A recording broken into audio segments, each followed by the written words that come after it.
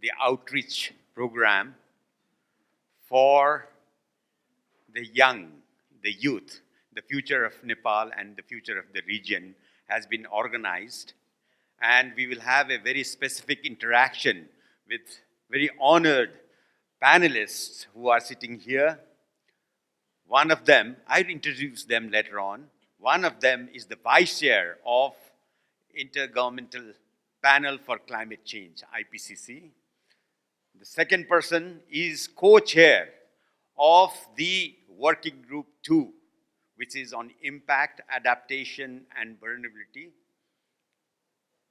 That group is actually meeting here. Then we have two coordinating lead authors and lead author who will be interacting with you. Just as a background, I am Eklabya Sharma, Deputy Director General of ICIMOD, and by training, ecologist. And I will be actually moderating this session in the beginning, and then I will hand over to my colleague from MRI to do the rest. First, let me mention what is happening here, which will be told to you in details by one of the speakers. About 260 scientists from all over the world, 60 countries are here. They are meeting the entire week. This is the second lead authors meeting for Working Group 2 happening here. So a lot of work, this is internal work, but we thought that it's a good idea to have a good interaction with the young people, researchers, students of Kathmandu. So for that reason, we have actually put together this evening. Now, before we come to the panelists, I would like to introduce you with the region, the issues related to climate change, and how we are positioned in terms of future. So this is what I would like to do.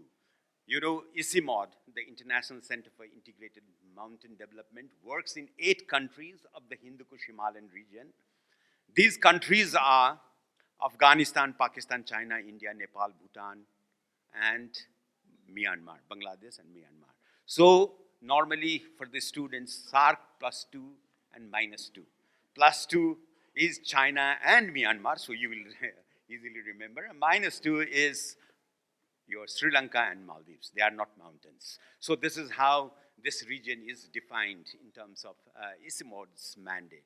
We are an intergovernmental organization, and you can see many of the issues, including climate change, it is not concern of one country. There are many impacts, there are many actions that we need to do is of regional nature. That is the relevance of the commissioning of this institute. So this is what we think. Now, coming to the issues, there are 3 reports which has come this year. Some of them are global reports, and one of them is this region. The global report, 1.5 degree world report, is a very, very important report. I think our colleagues will also refer to that. The other report is Intergovernmental Platform for Biodiversity and Ecosystem Services, IPBS. So it's a huge report that has come recently. And the third very, very important report for all of you, I think you have heard, you have read, is the Hindu Kush Himalayan Assessment Report, which came in 2019 January, and we had a big launch in Kathmandu in February. So if you look at these 3 reports, and if you like to see what does that imply to this region, then we suddenly have to see there are big, big challenges. There are signals of danger that we need to address. And if you look at the IPCC, the type of work they are doing, and what we expect from the IPCC report, which is aiming to do the 6th assessment report, and it is going to be published in 2022, see some of the concerns of this region, the mountains need to be addressed. So let me start with the assessment that we have done in Hindu Kush Himalayan region. We looked into the scenarios of how this region should look like in future. One is business as usual. If you do like this, what is going to happen? The other is that 8 countries then don't cooperate, there is no good science work, and then we go down the hill. That is another situation. The situation which we would like to have is there is a very good cooperation and we have a very forward-looking region in the future. So in order to move towards a really good regional collaboration, good, productive, and a region of great resilience, then we discussed with the governments of these countries during the assessment itself, and 3 major areas have come where we need to put a lot of effort, and there are going to be challenges to have a prosperous Hindu-Kush Himalayan region. And these 3 challenges are, number 1 is climate change. So this is what came from out of assessment. So this climate change is quite important. Number 2, disasters. You are hearing so much of disaster already happening in the region, Nepal, and of course other countries of this region. And the third is governance. So it is very important with the institutions, local level governance. So these 3 very important challenges are there. Now, picking up with climate change, 1.5 degree world. If we want to have that situation, then the Himalayan region is already hotter. We will be more than 2 degrees. So that is quite alarming. Our glaciers will be lost. 1/3 of that glaciers will be lost if we have 1.5 degree world. But with the current emission, we might, by the end of the century, be more than 5 degrees. And our 2/3 of our glaciers will vanish. So this is the situation that we are already seeing. That means a lot of our work in terms of water availability will have to be focused. So when we think of impact, when we think of adaptation, and when we think of vulnerability. If you look at the population of the Hindu-Kush Himalayan region, is 240 million people live in the mountains. So they will be impacted. But if you have climate change impact and related resources, water and biodiversity and other resources, then 1.9 billion people who are in the downstreams are also impacted. So this is 1/4 of the humanity. But if you look or relate that downstream region in terms of food security, the food that is produced, this is the most irrigated region in the world, then almost 3 to 4 billion people are going to be impacted. That means half of humanity alone from this region. So that is the type of impact we are seeing. So if the climate change is going to impact, then this is the danger that we might have a huge impact, and for that we need adaptation approach. We need to really see who are the vulnerable groups. So looking into the vulnerable groups, again the assessment says 30% of the Hindu-Kush Himalayan region people are food insecure. And nearly 50% people are either malnourished or stunted. That means they will be further marginalized, they will be further pressed to have worst situation, and we might go for bad, even worst figures if the temperature rises, because it has many relations to that. Another important report which IPBS says that if the way it is going in terms of biodiversity, we have 4 biodiversity hotspots out of 36 global hotspots in this region. And if you look at this region, 15,000 endemic species are there, and 1/4 of them will be lost by 2100, the way it is being exploited. That means your livelihoods of this region, the possibility of getting better resilience is also impacted.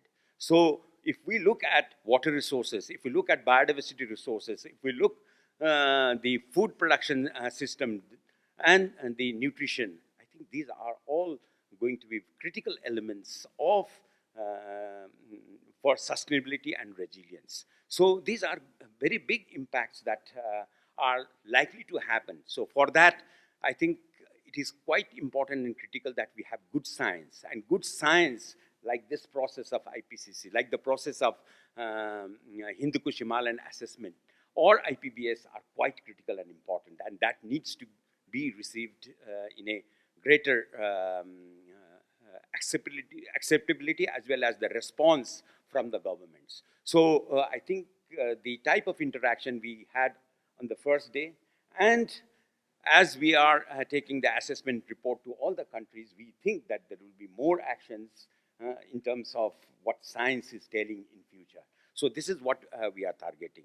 Finally, I think I would like to also bring one topic which is quite important for people who live in Kathmandu. Right now we don't face, but normally in Kathmandu we have a huge atmospheric pollution problem.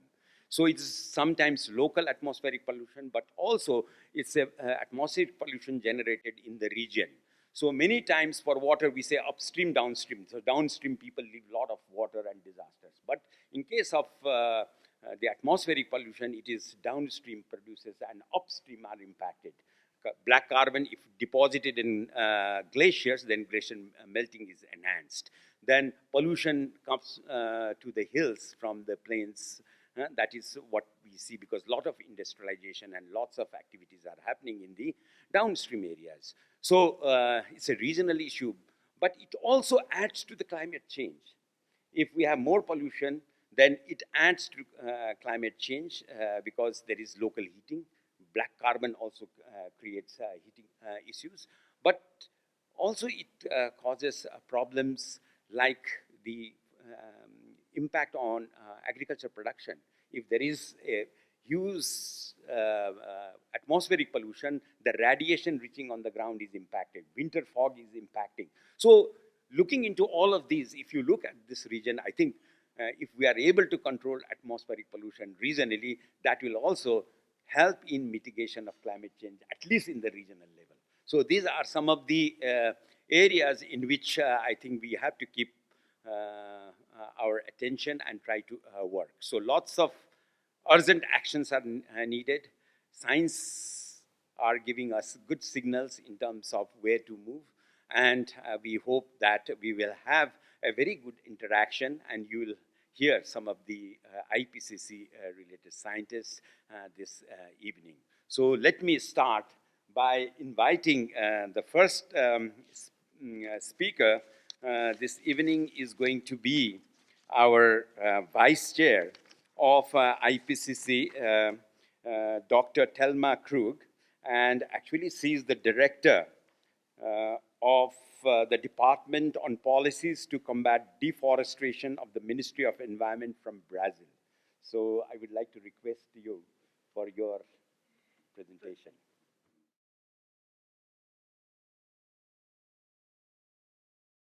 So good evening, everybody. Thank you so much.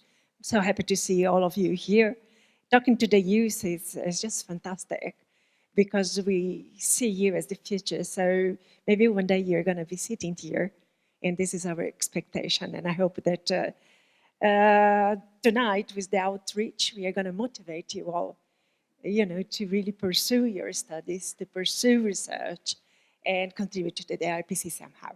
I have been allotted only 10 minutes, and I hope I can stick to that 10 minutes so as to provide us the opportunity also to have questions and interact. So if I'm going too fast, you can, go into the questions afterwards, and I'll be a little bit more clear on the issues that I'm going to deal with. The next one, that's, I think, the first element. What is the IPCC? So obviously the name says it all. It's an intergovernmental panel. So it's a panel made of, composed of 195 governments, which we call member governments of the IPCC.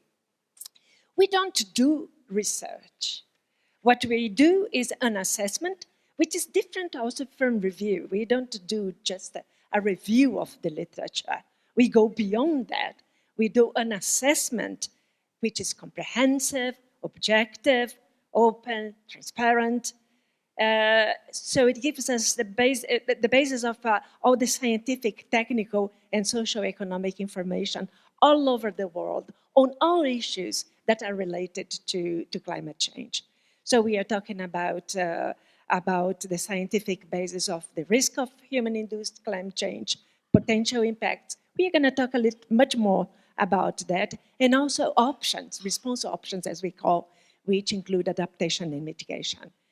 One very interesting feature of the IPCC is that it cannot be prescriptive, meaning that we cannot tell any one government what they should do. So we need to be relevant to governments without being prescriptive. Next one. So next one, we are 30 years old panel. We started off in 1988. I'm going to go very quickly on this, just highlighting some of the points. When the IPCC was created back in 1988 by the WMO, which is the World Meteorological Organization, and also by the United Nations Environment Program, and it was endorsed by the General Assembly of the United Nations. Immediately when the IPCC was created in the Assembly, it was tasked to come up and develop one first assessment report, which would just bring all the state of the art in terms of climate change at that time, 30 years ago. And also it was tasked to have elements into this report that would help, create an international forum where climate change could be discussed.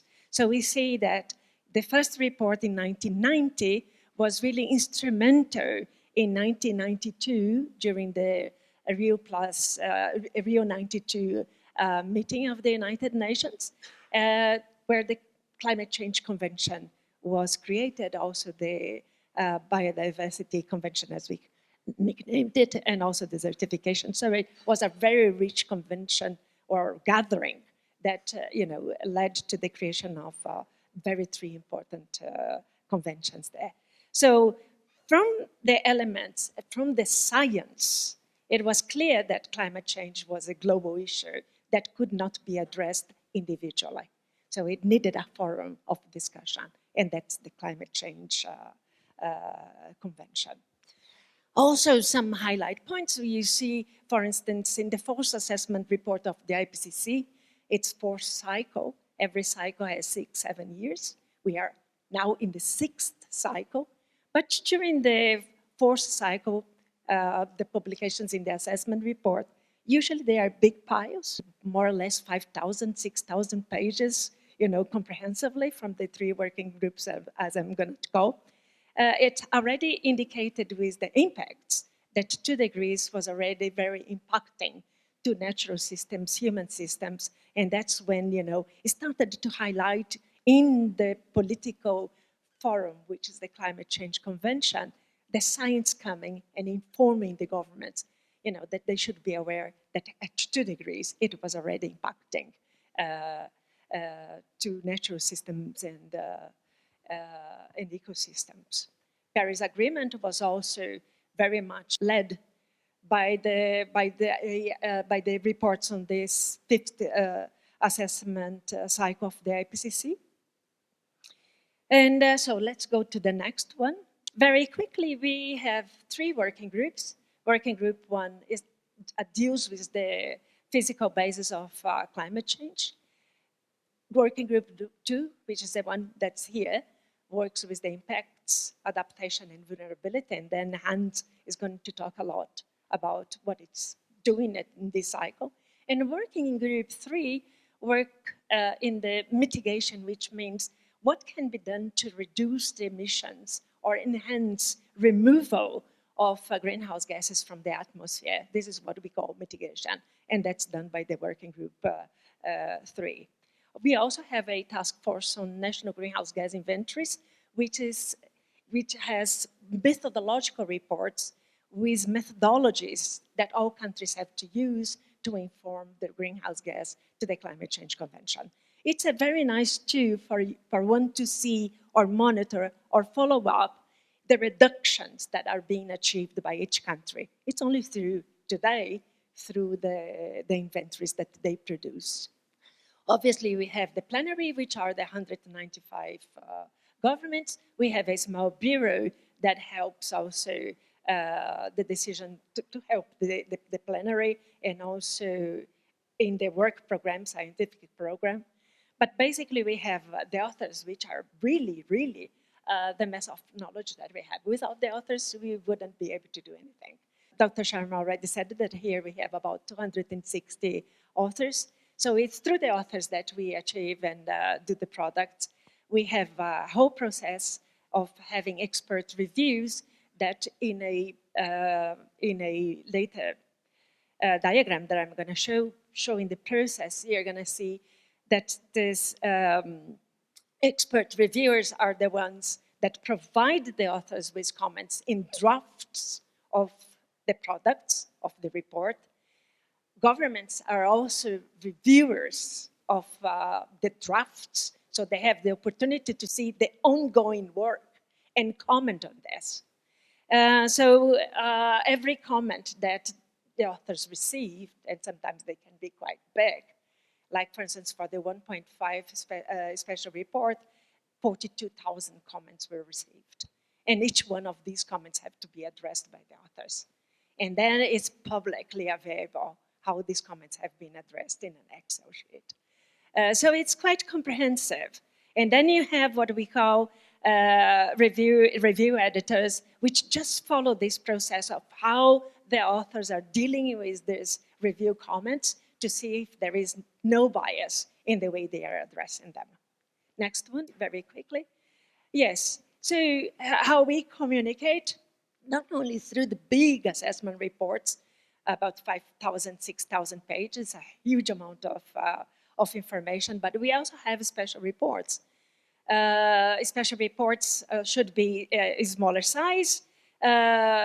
Also, since the assessment reports have a time span of about 6 years, it provides then the governments with something that's intermediary, because it normally takes 2.5 years, 3 years to be produced. We also have, as I said, methodological report, technical papers, which are not as common as the other three. You know, the amount of literature that we have produced from the beginning. So you have 10 special reports, you have the 5 assessment reports, we have guidelines for the governments to do their inventories, and so on.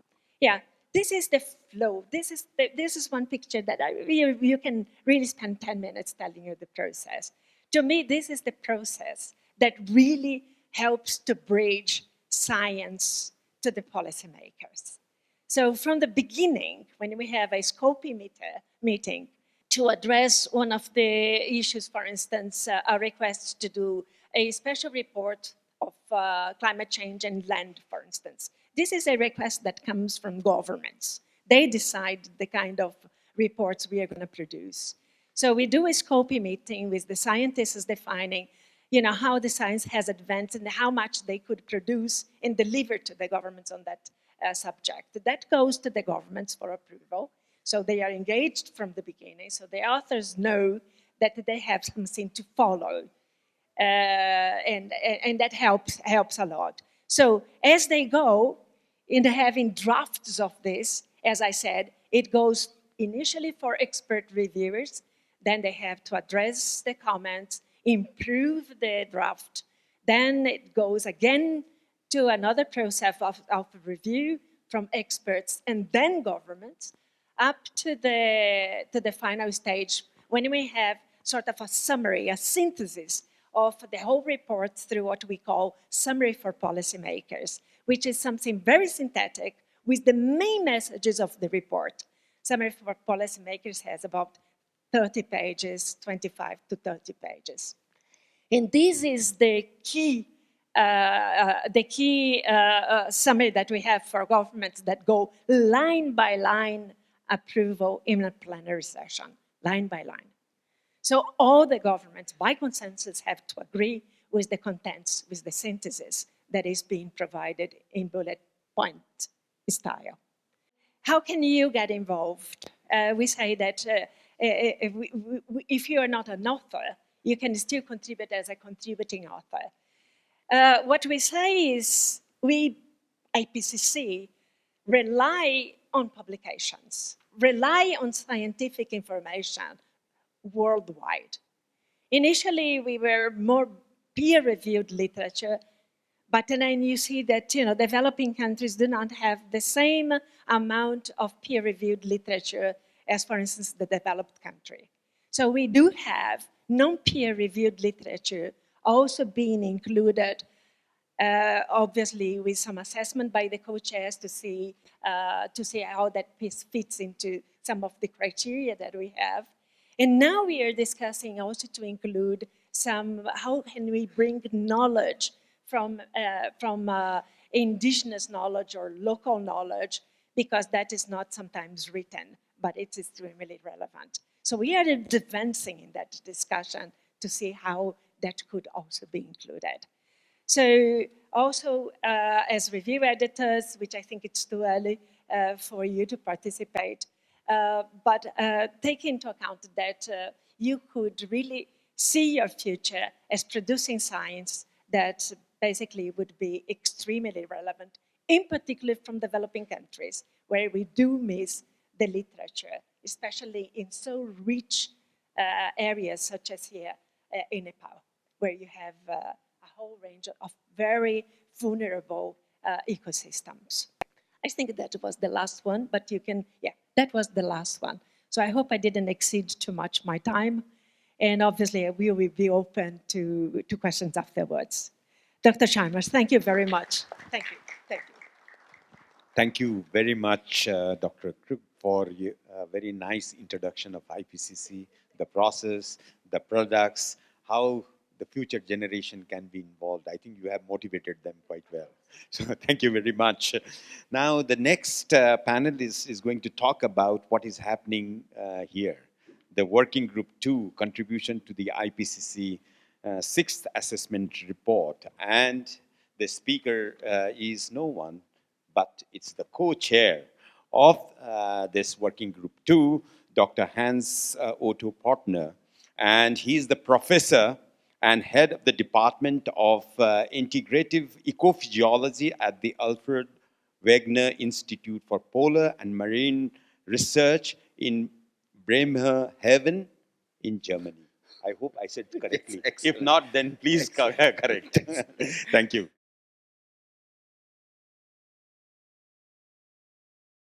Thanks a lot. It's a pleasure to be here. Thanks a lot again to the government of Nepal and to ICIMOD for hosting this meeting.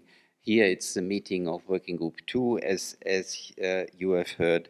And this is the number of authors that are here and in the hotel. And this is a photo that was just taken this afternoon.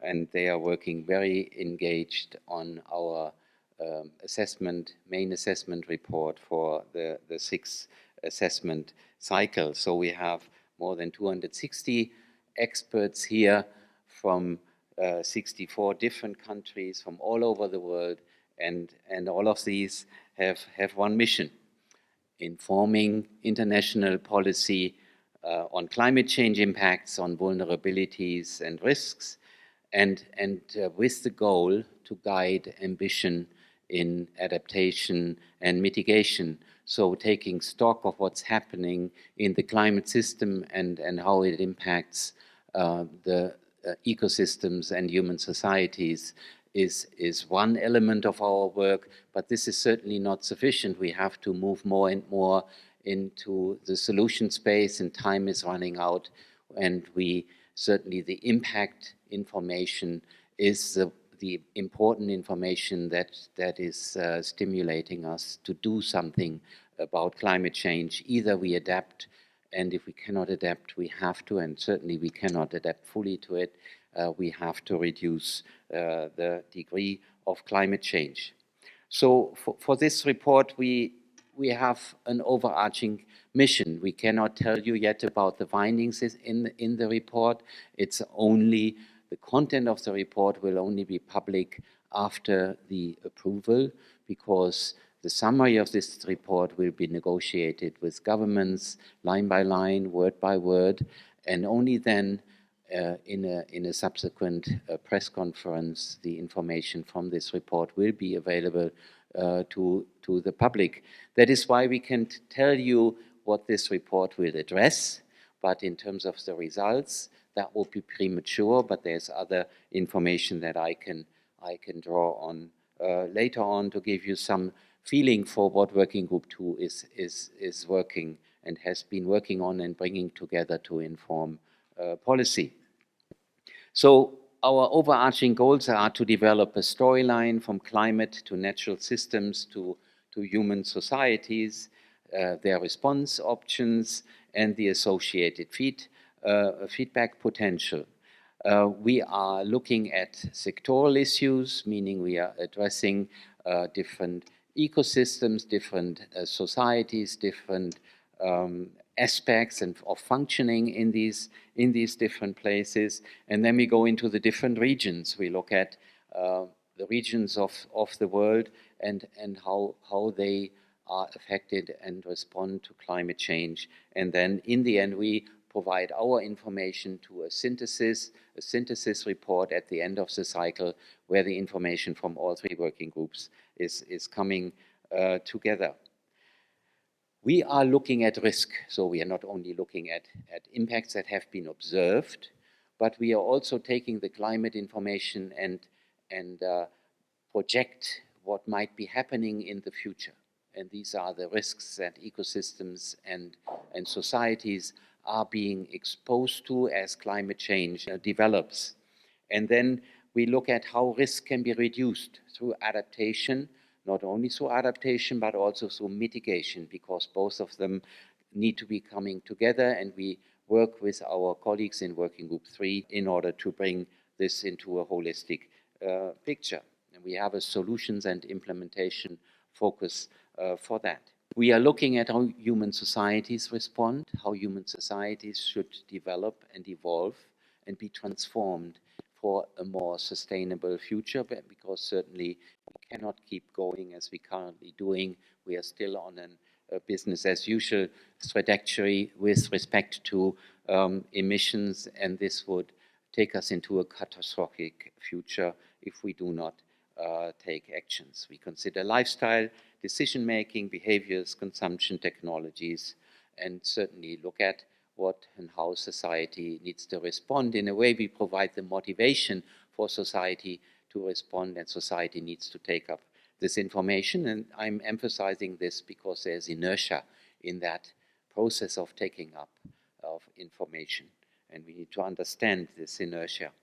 And we look at the trade-offs and synergies between climate change adaptation and mitigation, and the link to policy goals relating back to the Paris Agreement and the subsequent discussions considering sustainable development, poverty reduction, and also the conservation of biodiversity. So we have, out of our observations and projections of what climate change can do to the planet, and has actually done already to the planet in Earth's history, this is also something we take into account.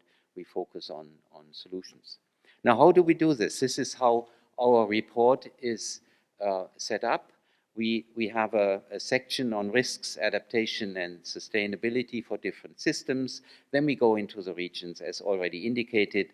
Then we look into sustainable development pathways, integrating adaptation, mitigation, and sustainable development. And then we also have focal issues that we concentrate on in our so-called cross-chapter papers. So we are producing a large report. We have, in fact, 25 different products to look at, and they go all across. And there's a storyline developing from climate change to the natural systems, the ecosystems across the world, and then we go into the services that these ecosystems provide. You see that here. So chapters are from terrestrial and freshwater ecosystems to ocean and coastal ecosystems and their services, looking at their dependence and the dependence of human societies on water. And then we look at other ecosystems products from food, fiber, and materials that are affected by climate change. And then we go into the human sector, looking at cities, settlements and their infrastructure, but also consider human health. Then in a way, we are only just one species more on the planet, a species that certainly has a strong influence on how the planet works and how the planet functions. That's why we call this period that we are living in the Anthropocene, and that is well justified. and we look at how society functions, we look at poverty issues, livelihoods, and sustainable development. Now this shows the regions that we are looking at. These are continental scale regions, but we try to provide as much detailed information as possible for the regional policymakers in the different countries. So we look at Africa, we look at Asia, Australasia, Central and South America, Europe, North America, and the small islands, which are the most vulnerable places on the planet that has already been demonstrated in the last assessment report. And then we do a synthesis across those regions. So we take a comparative view.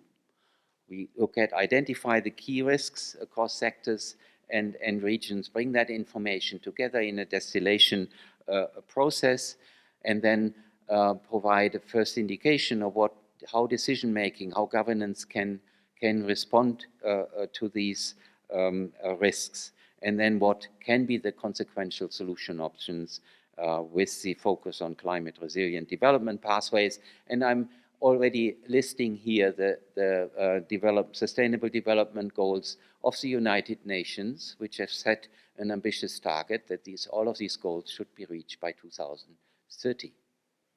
And it's interesting that climate change certainly plays a role in these sustainable development goals and the sustainable development to be achieved, and that is something that we need to consider.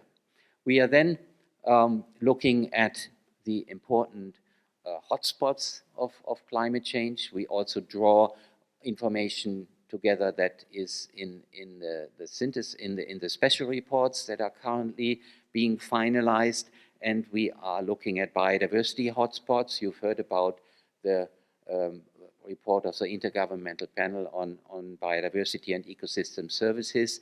We are linked to that because climate change is an important issue in the future of biodiversity. We are then having a focus on cities and settlements. Again, we are looking at the dry areas of the planet, desert, semi-arid areas, and the process of desertification. And we also take one region that is especially vulnerable, where 3 continents come together in the Mediterranean region, Europe, Asia, and Africa, and that is a hotspot of climate change and the risks development. You will be pleased that mountains also have an individual product in this report and also in one of the special report. And this region is sometimes called the third pole, and for a reason, because the glaciers and the ice sheets in this place are important for the climate and the water balance in the regions, and the other polar regions are also being addressed. And then we also look at tropical forests, which have such an important role to play for climate stability of the planet, but this role is ignored in several countries, as you well know, due to the deforestation activities. So this is our Working Group 2 report, and you see we are covering quite a lot of issues, and can only encourage you to be curious when it comes out, but it will only come out in 2021, so there is still some time to go for us and to finish this. But there are products already emerging, and these are the 3 special reports that will actually be approved finally this year. And one of them has already been approved, the special report on global warming of 1.5 degrees. It has caused a big splash in the public world, in the media world, and that for a reason, because certainly this special report is the closest to policy that IPCC has so far produced, because it's telling policymakers that time is running out. There is only limited time left to actually reach the global climate target of 1.5 degrees. And then there's another special report that will be approved actually in 2 weeks' time, hopefully, a special report on land and land use, and also on food security and such issues in the context of climate change. And then in September we will have an approval on special report of the Oceans and Cryosphere, and this has again a mountain focus in one of the chapters, and this region certainly plays a key role in this context. And Working Group 2 is involved in all of these special reports. So these special reports are between Working Group and Joint Working Group products. The three of them are involved in the 1.5 report and land, and Working Group 1 and 2 have joined forces on the special report on oceans and cryosphere. But this is not all. This is because IPCC is becoming ever more important as climate change is developing. This is at the same time the assessment cycle with the largest number of IPCC products. There has been a refinement to the 2006 IPCC guidelines for national greenhouse gas inventories, and this update actually plays an important role in the global stocktake, which is a mechanism the countries have agreed on in the Paris Agreement in order to control themselves, because the past 30 years have been 30 years of some action, yes, but insufficient action with respect to keeping climate change under control, as you all know, and this situation needs to change, and policy is aware of this. So they have set a control mechanism, a stocktake mechanisms once every 5 years to look at where their ambition is with respect to emissions reduction.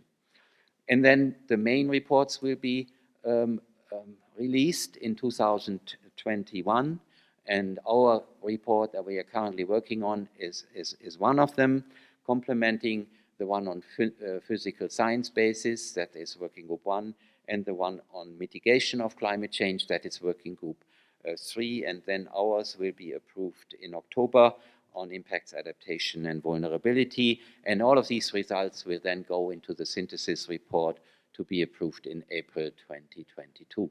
So you can see it's quite a tight schedule, and all of these reports involve repeated author meetings, repeated plenary meetings, coordination with the governments, with the 195 governments. That keeps us busy, and IPCC is taking a big chunk of time out of our life.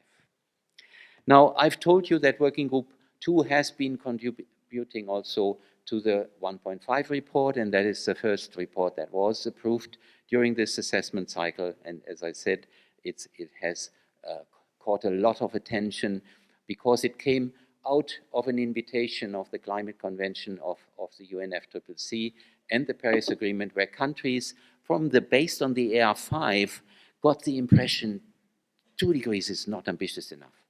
We may need to be more about limiting climate change.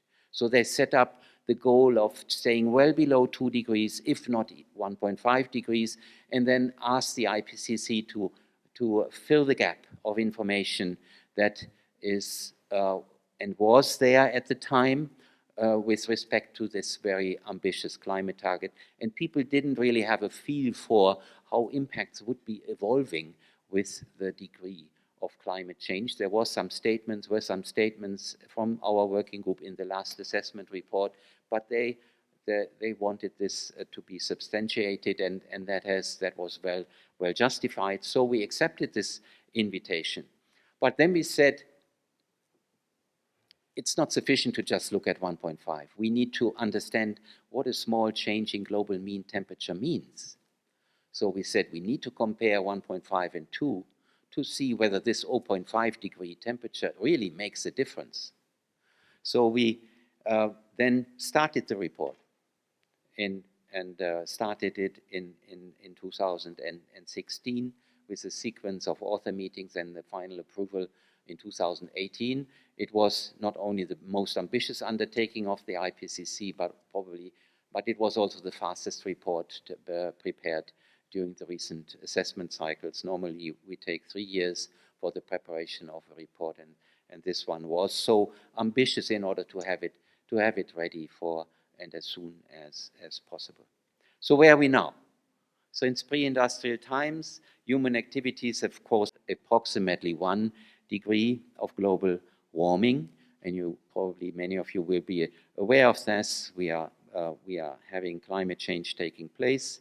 At the current rate, we would reach 1.5 degrees between 2030 and 2055. There's always some uncertainty in these projections. But there's also one good news, because climate change is human-made, full stop.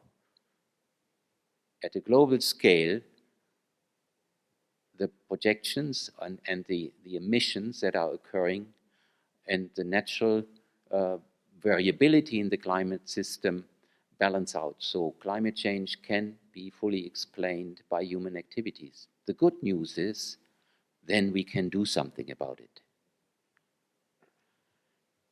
And another element of this is, good news is that if we would stop emissions immediately, then the world would not go to 1.5 degrees.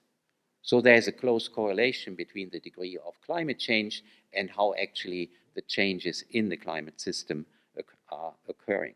So when it then comes to the projected climate change, the potential impacts and associated risks, we can make some summarizing statement. So one of them is that less extreme weather will happen where people live, including extreme heat and rainfall. And what extreme rainfall means is what this country has just experienced during the last week. By 2100, global mean sea level rise will be around 10 centimeters lower, but it may still continue to rise for centuries. And this 10 centimeter difference may not appear as a lot, but if you think of storm events and extreme events on top of that, this can make a huge difference in storm surges. And with the current population, 10 million fewer people are exposed to the risks of rising seas. At 1.5 compared to 2, there will be lower impacts on biodiversity and species. There will be smaller reductions in food production.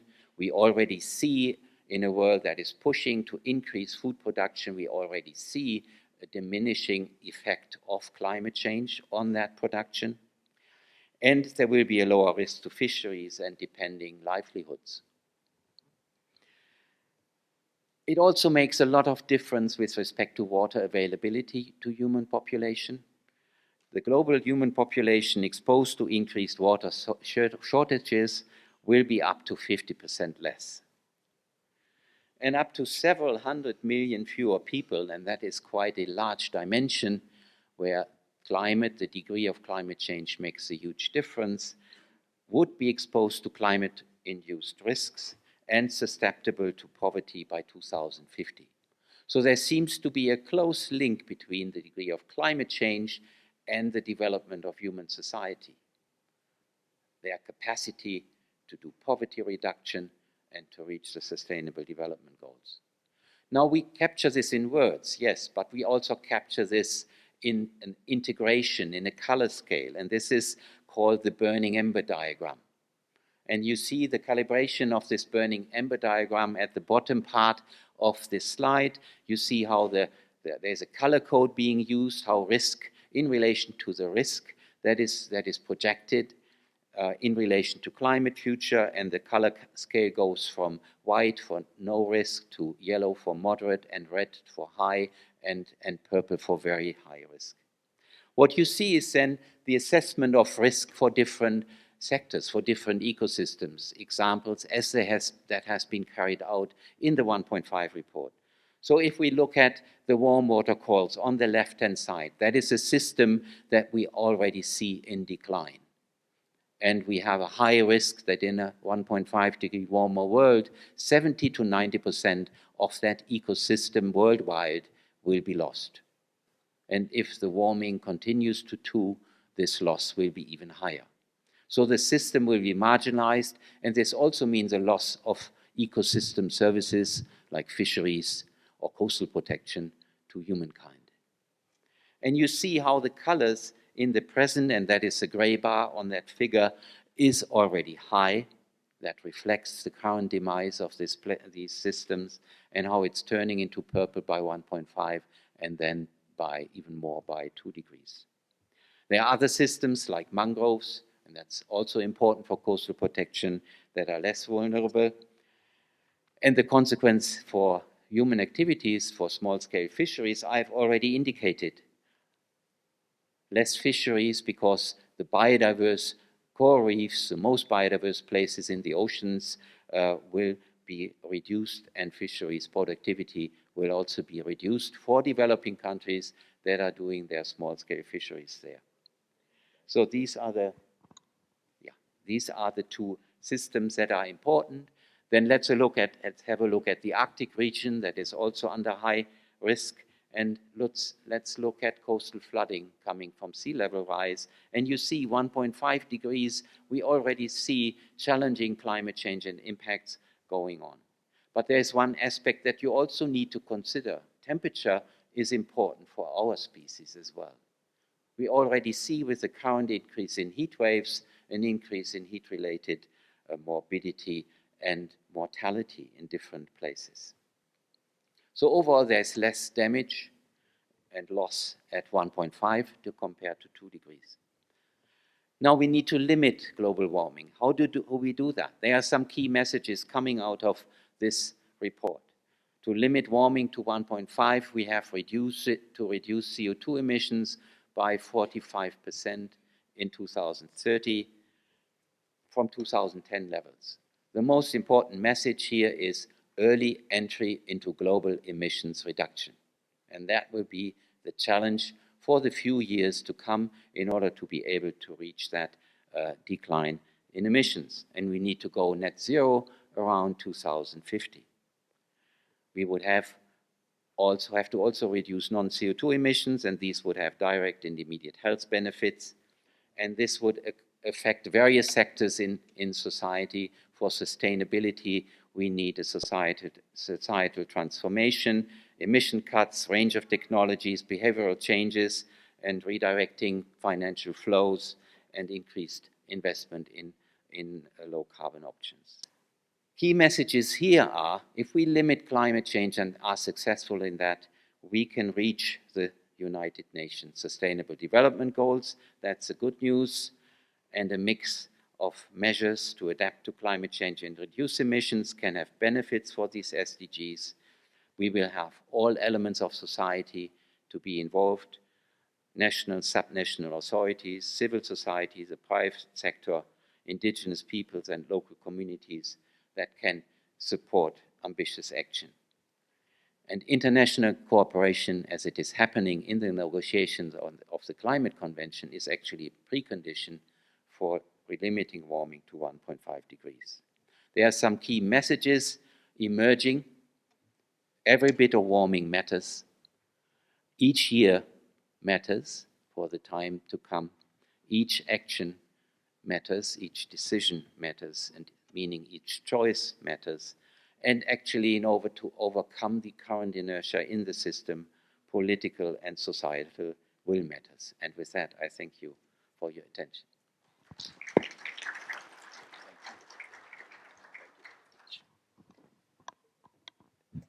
Thank you very much, Dr. Hans-Otto. I think we heard very nicely what this working group 2 is doing. Also details about 1.5 degree report and what are the consequences between 2 degree and 1.5 degree. I was very glad to see that impact of climate change on ecosystem, biodiversity, humankind. And also I saw lots of climate change and how it can be converse with sustainable development goals. So it's very, very interesting, very good aspect of work for future. Now, our next speaker is going to talk about water, sources of life and growing risk in South Asia. And this is my colleague who worked in ICIMOD earlier as theme leader of water and air, Dr. Aditi Mukherji. She is coordinating lead author for chapter 4, water, and currently she is principal researcher at the International Water Management Institute.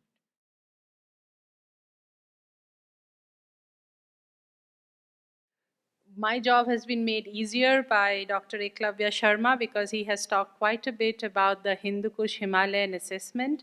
And in my role in ICIMOD, I was involved with that assessment. So I will be presenting results from some of that. So what I wanted to bring out is that climate change is impacting this region, and we have been hearing about it. So risk to water in South Asia emanates from both climate as well as non-climatic drivers. And for some, it's very, very clear that it's the climate change that is driving the change. And melting of glaciers is one of those prime examples. Melting of glaciers, its impacts and its risk on mountain people and on people downstream is almost entirely attributable to climate change. So, which means that, you know, much of that emissions that is happening is not happening in this part of the world. It's happening because Nepal as a country is not really a net emitter, but the impacts are felt here. So that is one important part.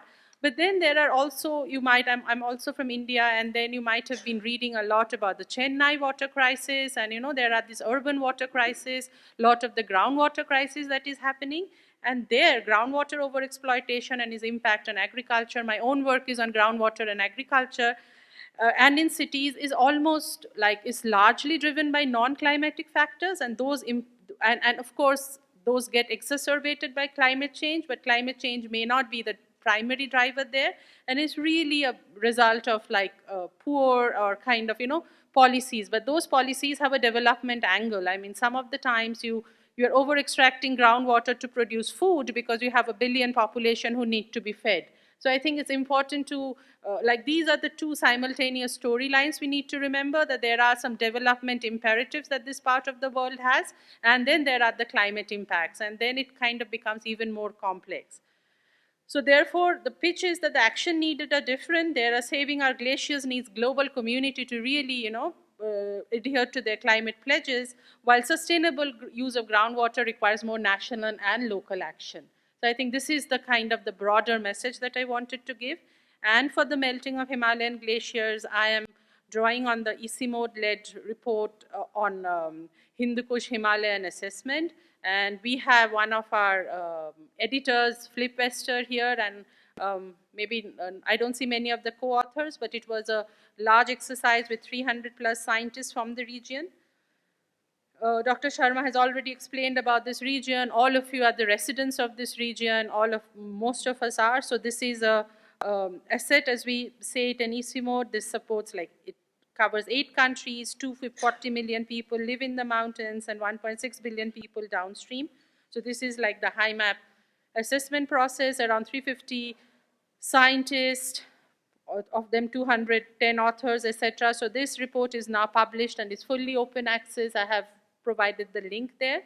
So some of the main findings that the report found, and is like, the main is that even 1.5 degree warming, which I mean, it's like the target. Even that is too hot for the Hindu Kush Himalayas because of the elevation-dependent warming. So even in the 1.5 degree world, much of this region would be experiencing like a 2.1 degree temperature rise. So, and then kind of, it becomes even more at a higher elevation. There are data gaps, etc., but notwithstanding that. So some of the major findings in 1.5 degree world, glaciers in the Hindu Kush Himalayas will lose almost 36% of its volume. So even if we do everything that we can do, we are kind of looking at, you know, 1/3 glacial loss. At 2 degree, you're talking of around 50% of the glacial loss. These are all up to 2100, and similar implications for snow and ice. Yeah, these are some of the work of many scientists that has been, yeah. So the thing is that glacier melting does not necessarily mean that we would be running out of water. So there are, the impacts would be greater to high mountain communities who live very close to the glaciers. But the impacts would be quite different for the downstream people, because the water is also, glacier is one part of the water supply, but then there is also rainfall and monsoons, and those have a different kind of an implication. So what this figure is really saying is that the contribution of glaciers to the river flow kind of varies. The westernmost river you go to is Indus, the contribution of snow and glacier is much higher compared to Ganges and the Brahmaputra, where rainfall then plays a very important role. And climate change is also impacting monsoons in a large way, so which our chapter assesses. So also working group 1 has assesses that in chapter 8. Not running out of water, but then There are issues around disaster risk. I think this is graph from my ICIMOD colleagues that kind of shows that extreme events and water-related disasters are on the rise. And 1/3 of the disasters are really floods. And many of those floods are regional. So that kind of says that these are like large river basins and floods right now. I mean, this is right? We have been reading about floods in Nepal, India, Bangladesh. So these are the kind of disasters have been increasing, and there is a quite a substantial climate change impacts, yeah. And flood magnitude may double. There is another paper that is talking about it. This is kind of the glacier part that I wanted to talk about. And then if we come to the other angle, the imperative, the socioeconomic development, the imperative of feeding a large population, the poverty, everything, then that's kind of the unsustainable groundwater and the water, energy, food nexus story. I'll go into it very briefly, not in too much detail. And specifically for India, if you look the map on the left, you see all those red districts, red blocks. Those are where the groundwater has been extracted at an unsustainable rate, which means that more groundwater has been extracted than is annually recharged. Groundwater is a renewable resource. And groundwater, if many of you are wondering the importance of groundwater in a place like here, I think all the mountain springs are really groundwater. And our entire region is largely dependent on groundwater. I mean, all of you who live in Kathmandu know the importance of inars, and I mean, a lot of the water we drink here, and I used to live here till 6 months ago, is really from groundwater. So these are aquifers are important systems. I wanted to here talk about the unsustainable groundwater use. If you look, and that unsustainable groundwater use is really a product of, and it's not a new argument, but the unsustainable groundwater use is a product of the policies that dates back to the 1970s when Green Revolution came around, and that was an important because you have people that needs to be fed. And at that time, there were policies such as more intensive irrigation, free electricity, all kind of things that encourage more and more groundwater use, and we are seeing some of those consequences here. And here I wanted to show you the figure about India. So in India, groundwater now irrigates more than 70% of the irrigated area, while canals and all have their contribution has been dwindling. So this region has a very huge groundwater contribution. Number of wells, I mean, South Asia has the largest number of groundwater wells. Here, each of the dots represents 5,000 wells and tube wells.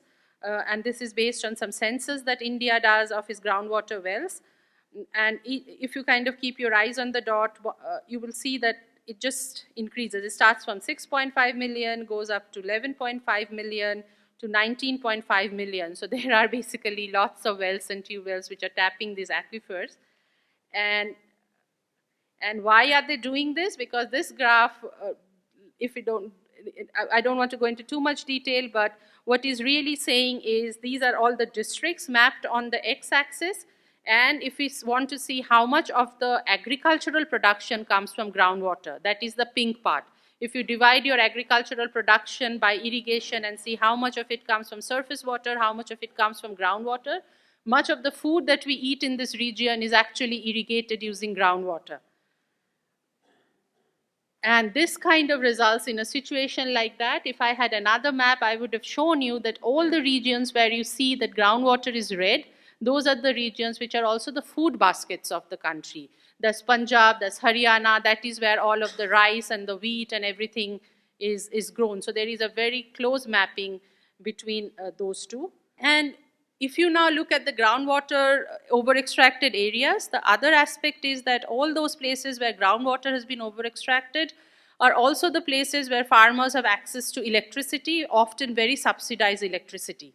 And that kind of, the reason is that the government at that point of time, it was very important to incentivize farmers to adopt green revolution technologies and grow more food. So this were the kind of the policies. And the argument that we make is that the policies have kind of become very sticky in the sense that it is entirely now possible to do a policy change in terms of, because in many ways, energy can be priced or things can be changed, but these have become such politically sticky solutions that even if the situation of the 1970s is no longer there, those kind of unsustainable policies have continued. So some of the ways, and this particular assessment is also about a lot about solution and how some of those things can be tackled. And our work from India shows that managing, for instance, groundwater in India has very often much to do with the energy and with agriculture. So very often you would think, okay, if you want to manage water, all you need is better water laws, better water policies. But water laws and policies do not work very well in sometimes when the governance situation is poor or is not adequate. You might have a very strict groundwater law, but there is nobody on the ground to monitor it. In that case, the work that we have been doing and my organization IMI has been doing, we have been saying that a lot of the influence of how much farmers pump groundwater depends on how much price they pay for energy. And if that policies change, then those behavior will change. And if the incentives are different, right now there is a lot of incentive to grow a lot of rice and wheat. And unfortunately, a lot of that rice and wheat is overproduction and rots in go-downs. But if there are incentives to grow more water, water-saving crops, like some of the dryland crops, which are even more nutritious, that's where your health nexus comes in. If there are incentives to grow less water-consuming but nutritious crops, then we can think around it. So in this nexus argument, what we are talking about is that solution for one problem in one sector can often be found in another sector. So basically, there are lots of things you could do in the agriculture sector that would have effect on the groundwater sector. For instance, as I said, just provide incentives to grow low water consuming crops. I mean, include nutrition. It's no longer about, food security. Food security and nutrition are the terms now. So you have to, not only, it's not about no longer filling our bellies, but are those food nutritious? So, and then from the groundwater side, there are a lot of other things like, doing supply management, MAR, and from the electricity side, there are also a lot of interventions. So the other thing that we have been discussing quite a lot is very region-specific solutions. We have different hydrogeologies, different groundwater, and you have to be more focused on, what works where. You cannot have one-size-fit kind of a solution. So that's kind of what I wanted to talk about. To recap again, the point is there are these issues like glacier melting, which is clearly climate-driven. And I forgot one slide. There was a beautiful slide that kind of shows this village in Ladakh with like glaciers in the background. And when people in those villages say, what can we do to maintain our irrigation systems? The answer is that those farmers by themselves can do very little. I mean, there is to only, in those areas, limits to adaptation would be reached very soon, because whatever action they take is not going to save those glaciers. For them, the action has to take place at another level. So with that, thank you. Thank you very much, Dr. Aditi. I think she brought very nicely water resources related issues of South Asia and linked with the nexus, both food and energy, but also a big issue underground water. That is one area which has not received a lot of attention. And in future, I think there's a strong link of climate change with the groundwater. So this is a very interesting topic. Thank you very much. Now, the next presentation is going to be on adaptation and sustainable development. And I will be requesting Dr. Aromar Revi, who is the coordinating lead author for Chapter 18, Climate Resilient Development Pathways. And Dr. Revi is a founding director of the Indian Institute of Human Settlements.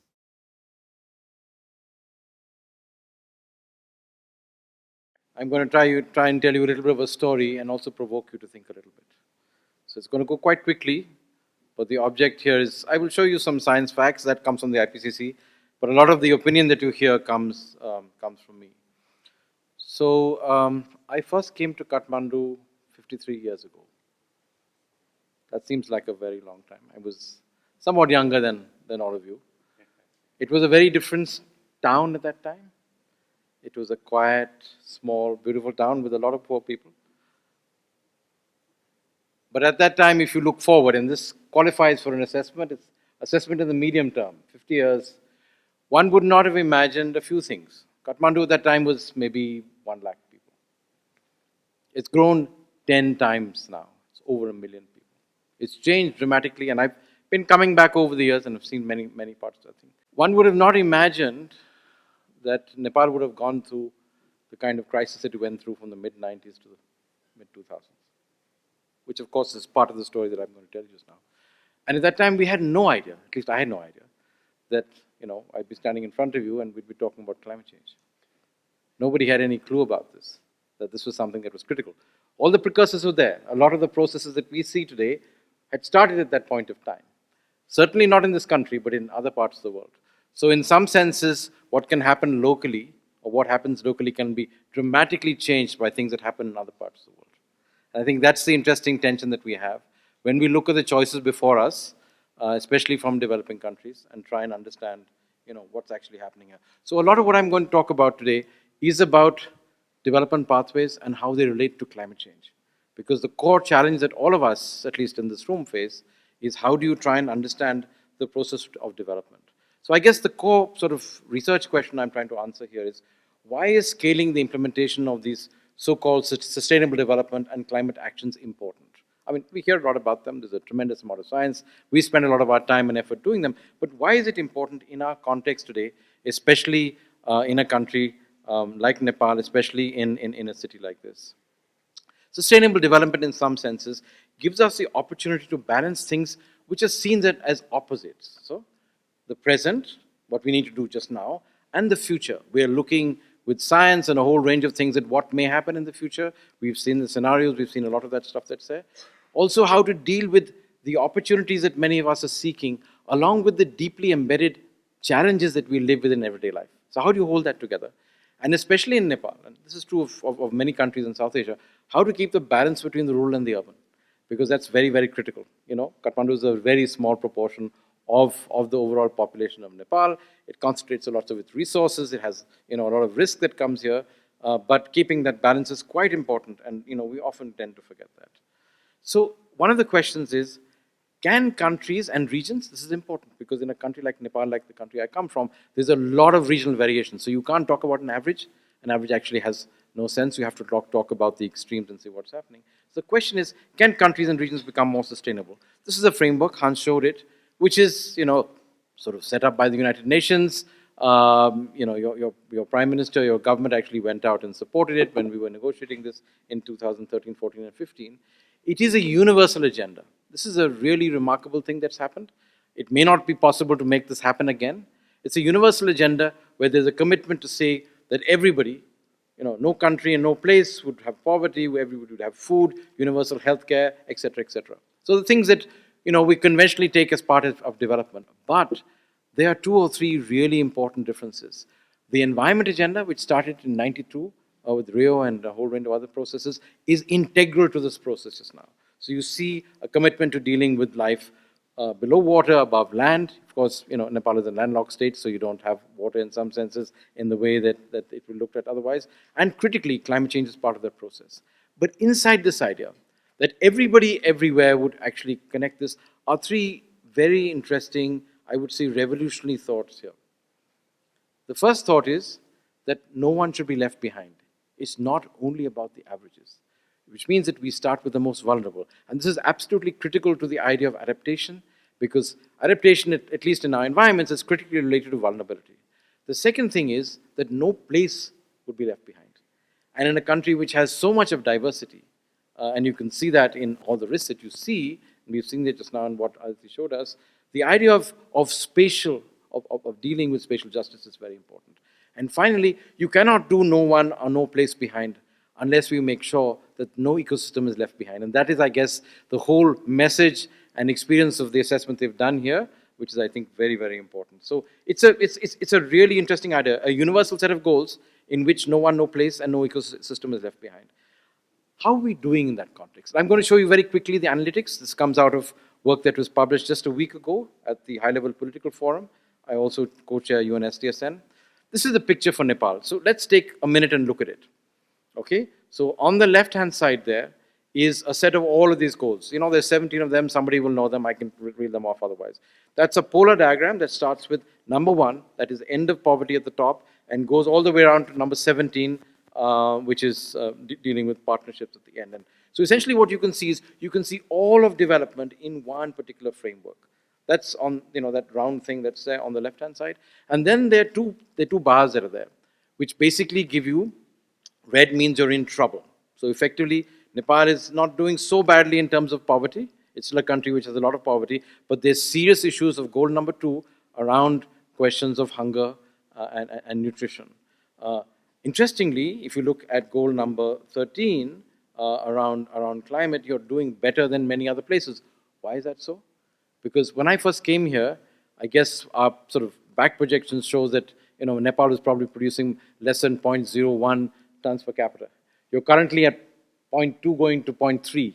Nowhere near where, you know, the rest of the world is. In fact, you're well below the threshold. So the question of CBDR is a very critical question here. So that on the top there is a dashboard that shows us how well we're doing in the goals across the world and in each country. And below that are a set of arrows which show us, if we have to meet this in 2030, where you're actually sitting. And actually, one of the good things I would say post-2006 in Nepal is you're making progress on a whole range of counts. So most of the arrows are moving upwards, excepting, of course, cities. We know that. That's a challenge of Kathmandu in some senses. So this is a framework that allows us to be able to compare where we are today across these multiple dimensions, including climate, you know, the snapshot, and where we need to go to. So that's interesting, yeah? But to do that, you have to really look at the comparisons. So I'm going to show you a country that's really near the top. That's Sweden there. And there are 4 other numbers that you see on the slide. On the bottom right-hand corner is a population of Sweden. So, you know, Sweden is, by European standards, a relatively big country, but it's 1/3 the size of Nepal. It's, of course, much, much smaller. I mean, you know, the city that I live in has more people than the people in Sweden, fine? And then the 2 other numbers. The top right-hand corner is a GDP per capita, fine? So if I go back, Nepal, you know, 28 million people, 28 billion population, a GDP per capita of about 1,000. Sweden has a GDP per capita of 55,000.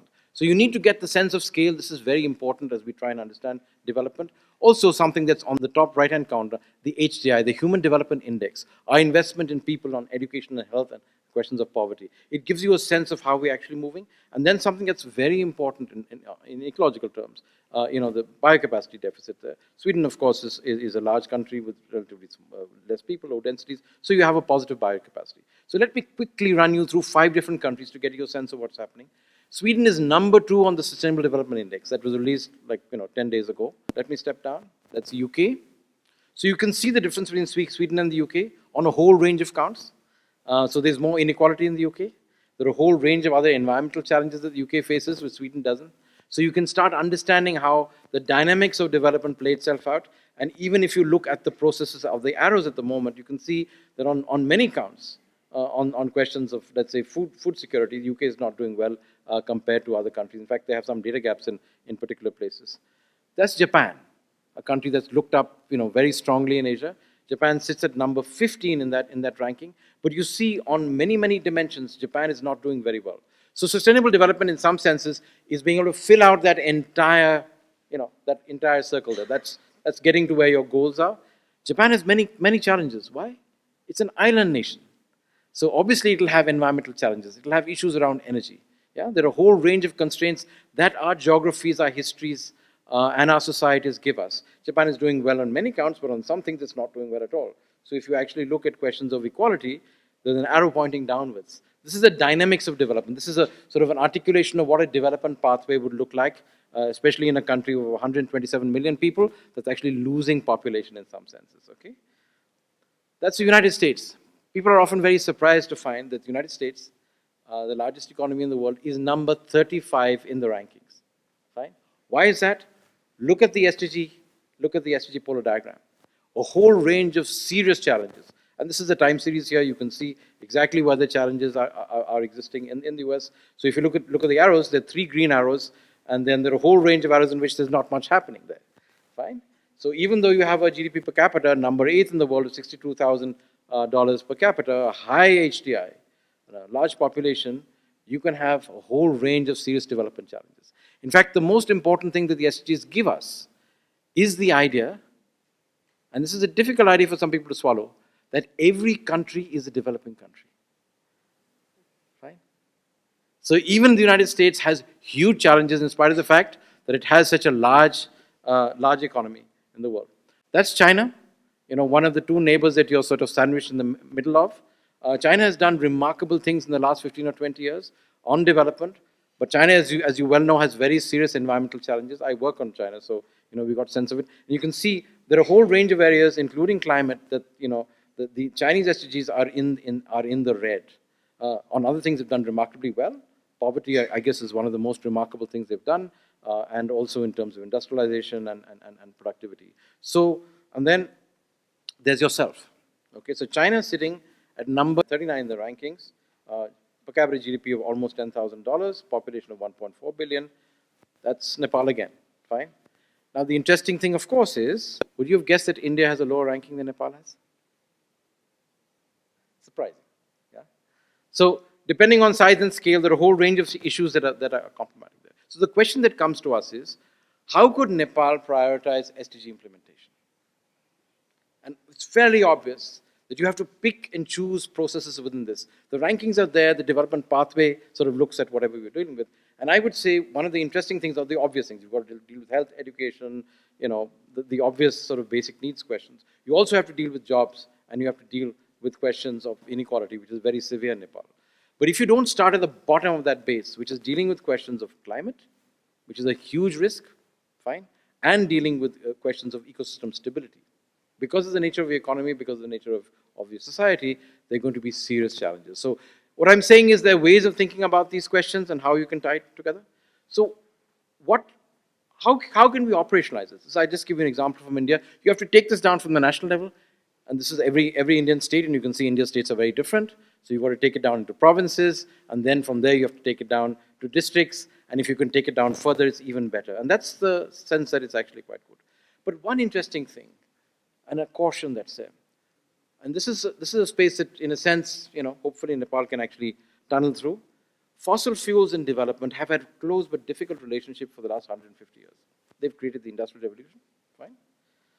They've created cities that are full of cars and other wonderful things, and that's, the pollution that you don't get to see because it's raining at the current point of time. And all of this is fueled by a limitless supply of fossil fuel. This is the assumption. As a country that has faced a whole range of challenges in terms of fuel supply, I've seen, Kathmandu at times when you haven't had fuel supply from another country that's next to you for many months, and it's really, really horrible and very difficult. There are some unintended consequences of that process. This is an image from this morning, and this is in spite of the monsoon. This is global SO2 emissions. So you can actually have emissions at 0.2 tons per capita. And I've taken SO2 because it's easier to see, but that doesn't help you very much because your glaciers will still melt because of processes that are happening outside. And of course, now we have the science, we have the satellites that can track this, on a daily or in fact, almost on an hourly basis. So the basic idea is that we have to connect the local to the global. If we're not able to do that, we're in deep trouble, fine? And if we don't do that, we're especially those of us at the margins are in a very difficult place. But the thing that actually sort of is trying to deal with this question are the SDGs. That's the General Assembly where I helped negotiate the process that's there. That's the Paris Agreement, which has given us a framework that's there. And this is Hans and Deborah, and Thelma's not in this image, but she was on the floor of the House when we really created, I think, one of the most important science reports of 2018. And that's not me saying that, that's Nature and Science saying that. So Incheon gave us this great gift of science 1.5. But the story that we don't tell, and this is not the IPCC telling it, it's me telling you that, is that the NDCs, the stuff that we agreed in Paris, is actually the fast elevator to somewhere near 3 degrees. And this is, I think, it's a difficulty. When your negotiators go in and actually deal with the question in any of these processes, we've agreed that we're going to reach 3. So we actually have to dramatically change things. And I guess the 1.5 report is really the way in which we can actually, try and see whether we can make it possible. So, we know all this stuff. I'm going to zip you through some of these things. Hans has dealt with these questions here. The key thing that I think you have to understand is what we outlined in the 1.5 report, I was one of the CLAs in this, is the idea of overshoot. That is, it's very possible that in spite of everything that we do, especially because of people outside this region, we will have an overshoot. Now, what does that overshoot mean? We don't know exactly how long and how far and how deep it will be, but what are the potential impacts? The obvious one is temperature rise now. The big question for us, and Hans dealt with this here, is when you look at the difference between 1.5 and 2, and Aditi just showed us that this is 2 at the mean, but actually your averages here are very high. The numbers are actually quite stunning. In the agricultural system, we're talking about a shift of between, let's say, between 40 million and 400 million people being at risk. And you know what mountain agriculture is like. It's very complex and it's difficult, as it is. But on top of that, you add these other questions and it becomes quite critical. Similarly, in questions of water. So these are huge nonlinear changes. This is exactly the reason why we say every day and every 0.1 of a degree makes a difference, because it impacts many people across the world. So basically, this overshoot could push a large number of natural humans and human systems beyond their limits to adaptation. So that's one of the big debates that we're having just now. How do you define the questions of limits to adaptation? What are the residual risks and how can we deal with this? This is what has been going on for the last 3 days in this drone here. And of course, the challenge for you, and I'm laying this out because this is something that Nepal will not participate probably in. If we overshoot, one of the only ways to deal with this is to remove carbon dioxide from the atmosphere. Fine? Of course, you can help with afforestation, reforestation for a whole range of things. But in other parts of the world, this is something that's going to create a huge amount of conflict. In the country that I come from, it will directly conflict with food, water, security, and a whole range of other questions. I mean, for us, it means massive social conflict because, we're a country of 1.4 billion people, about it across China. So basically, these CDR options have serious trade-offs. They may not have a direct impact as far as you're concerned, but what it does mean is, if they are not successful, if we cannot deploy them in time, we will have to adapt, or you will certainly have to adapt an awful lot more than you are actually expecting to. So I guess the question is, we can make a transition to 1.5 world, but this requires a completely different way of dealing with it. And the simple way that I try and explain this is, this cannot be done by the countries alone. This is an agreement among countries. We're an intergovernmental process here. It requires a minimum partnership of 200 countries, about 193 of them, and at least 5,000 places. And we have to do that in, you guess how many days? In less than 4,000 days. That's all left. That's all that's left between now and 2030. Which means that we have to get province by province, district by district, the mobilization to make this happen. And that is why your being here is absolutely crucial and critical. Because it is climate action and development together, and taking these difficult choices. What do you do first? Do I start looking at climate action, or do I start looking at education? Because your resources are limited. You're a low-income country, just at $1,000 per capita threshold. So how do you deal with this is a very, very challenging question. And we're trying to wrestle with these questions in the literature, in the science, and trying to see whether we can converge these through in what the chapter that I'm working on just now calls climate resilient development pathways. We actually don't know what it is. We're asking people across the world, what does it mean in your context?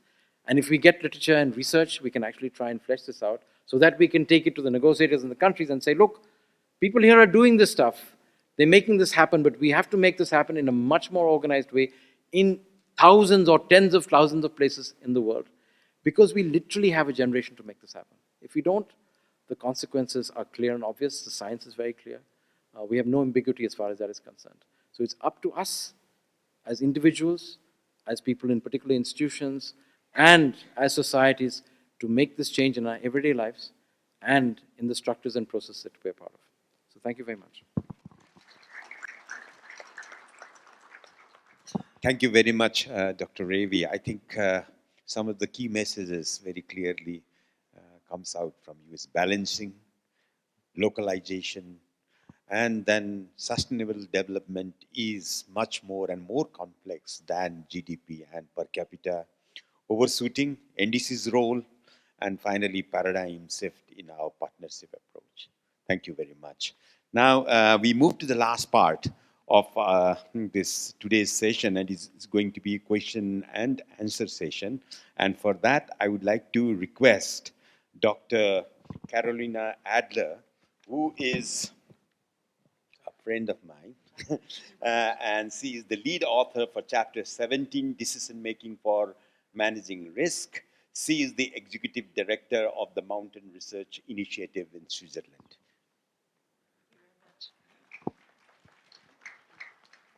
Thank you very much, my dear friend. And welcome, everyone. And thank you for still being here with us. So you've been very patient and very diligent sitting here listening to some very important issues that are going on here. And all of us having traveled here to Kathmandu to participate in this lead author meeting, it's fabulous also to get a moment to come out of the meetings and interact with the locals, you here. So I have a few questions, but rather than listening to me, and yes, I don't have any slides. This is now your turn. So I would like to invite you to also raise any questions that you would like to pose to our panelists. My name is Avi. I'm from Sikkim, India. And I have a couple of questions. To begin with, I'll start from where Dr. Hans talked about the environment, how it is bad, the situation currently. And if we stop the emission right away, then we might be able to reach or maybe restrict ourselves to 1.5 degree, right? So my question is, we know that that is not possible at this point, until unless we do something dramatic, right? So we'll have to look for alternative ways to sustain or to be maybe save the human race, right?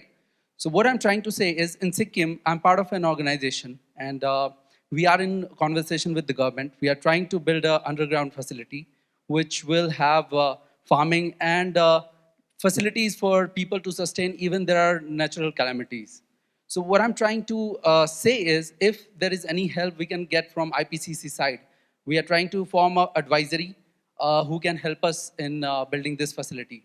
So is there any possibility that we might get some people who can maybe help us if there is any need in the future? So that's my question, the first question. So basically, the modus operandi of the IPCC, we don't have a permanent set of authors. They work per product, let's say, right? So usually they are authors that give their time voluntarily to develop parts of the chapters they are located at. So we don't have a situation where authors could be mobilized, let's say, to come and facilitate. What we could eventually do is to have communication among authors and in the universities or institutes where they could help, but not necessarily being allocated or participating in loco to help resolve some of the issues. Their time are very limited. They put a lot of effort into trying to help their chapter allocation for basically 3.5 years or more. So it's basically that constraint that we have, not to have a permanent set of authors that help us in each assessment or in each report. As in terms of talking about mitigation and how we youths engage in mitigation is maybe small steps like cycling or electric motors, motorized vehicle or something like that.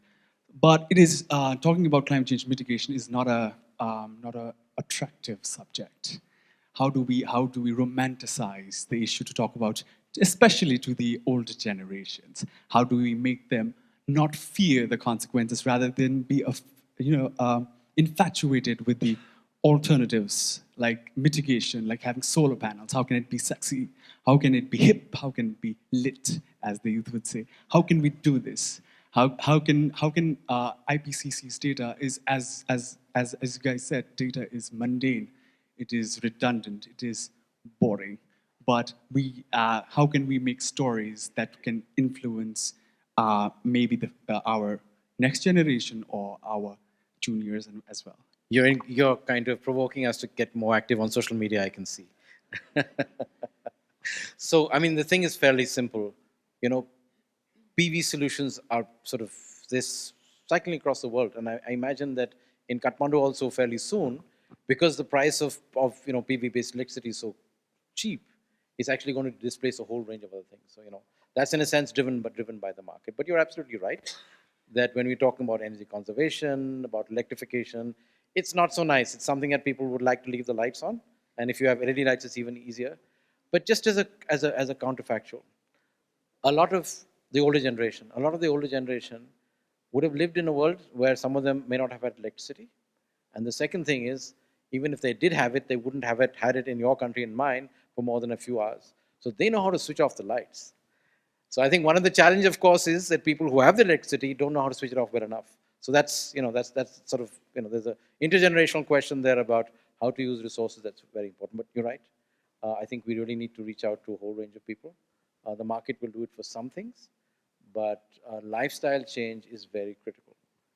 And the middle classes of Nepal and India and Bangladesh and many other countries are going to destroy the world if they decide to use the same amount of resources as many other parts of the world. So we really have a big responsibility on our shoulders. Thank you very much, Aromar. Would anyone else like to add? Yeah, can I add to that? Coming from a part of the world that is responsible historically for a large part of the emissions, I think it's really about motivation.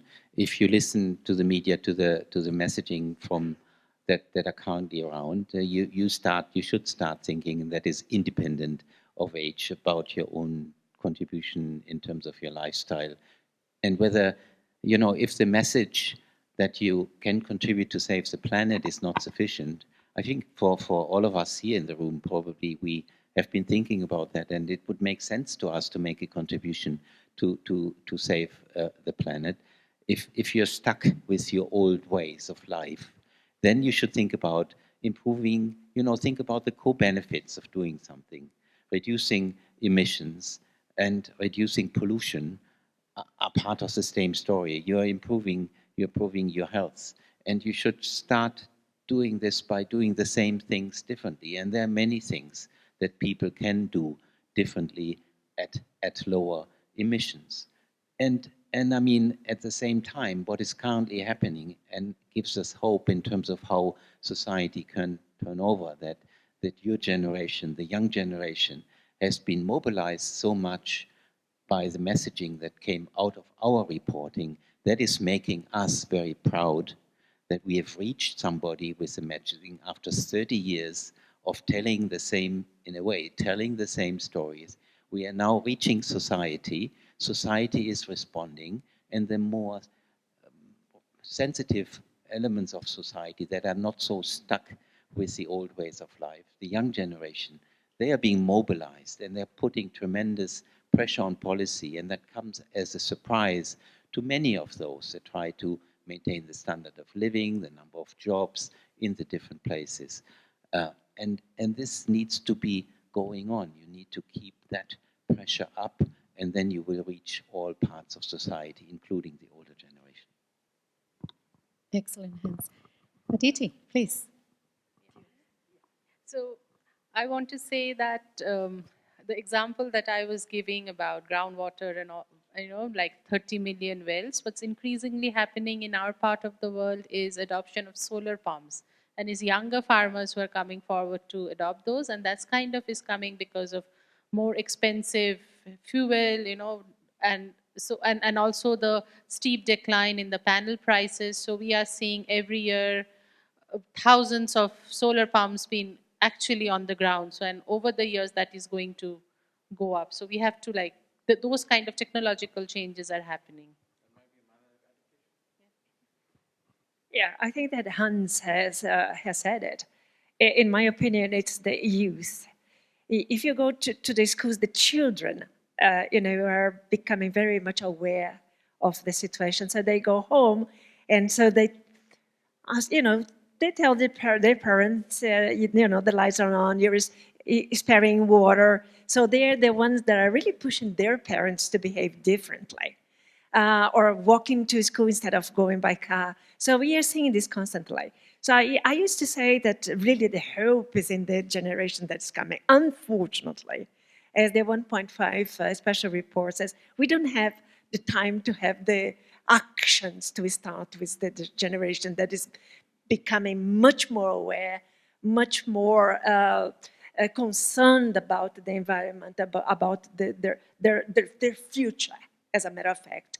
their life in this planet.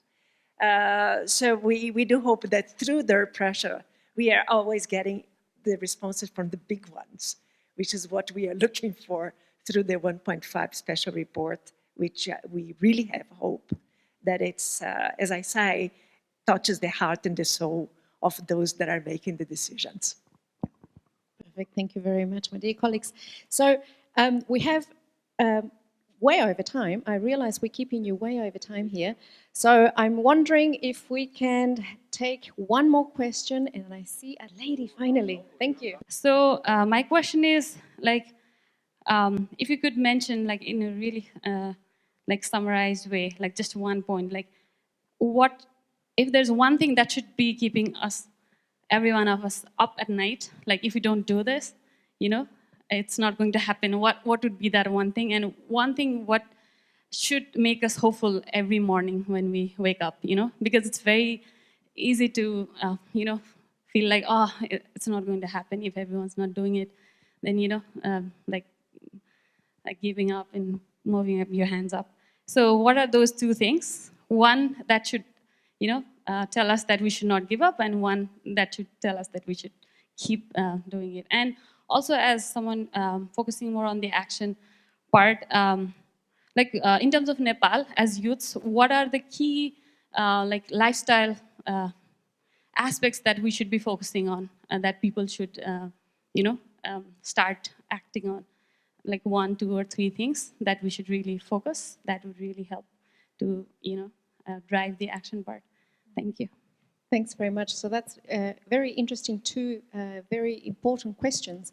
I actually would like to turn the question back to you. Maybe you can tell us a little bit about the second question, about those challenges. Because you are the ones that live here in Kathmandu, live your reality every day here in Kathmandu. And this is meant to be an interactive session in which we also get to listen to you. So maybe perhaps you can share with us one of those challenges that you think is quite relevant in this context. And then we'll pass on the first question back to the panel. Yeah, first, just like on the action side, like 5 or 6 years back, we started with the plastic bag banning movement, you know, that because we felt like that was one of the like tip of the icebergs of the overconsumption that's happening. And in the past 6 years, like when we started, it was like, why are you focused on such a small thing? You know, you have so many bigger problems, and you're just talking about plastic bags.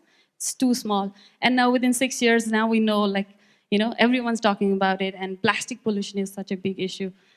So that way also, you feel like, you know, if you go item by item, you will be dead. You know, it's not going to be solved. So you also feel like you need to really up the game. But you know, just focusing on plastic bag takes so much of years. Then how do you deal with all of the things? I see like plastic pollution definitely is one, and of course increasingly feeling that about water, because we are both impacted by excess water as well as, you know, scarcity of water, both at the same time. So that's one. That's yeah. actually quite relevant in the context of what we are listening from the discussions just heard and the presentations heard. So I think that resonates a lot with the experience felt and seen here, right? So, and I was also very intrigued by like we talk a lot about like CO2 and water, but we don't talk often about soil. That's what I was like watching 2-3 days back. So, you know, how could we act on these key issues? That would be helpful. Excellent. No, thanks. I mean, sharing those challenges from your perspective is absolutely imperative for us to learn about the context here. And I think you've done a great job answering that question. So maybe we turn back to the panelists for the first question. This is about what is the one thing that should give us hope, and what is the one thing that should keep us, you know, very much awake at night? You shouldn't stay up all night for this. That's my first reply. Because you need a long-term, you need your long-term energy, and you should conserve your energy.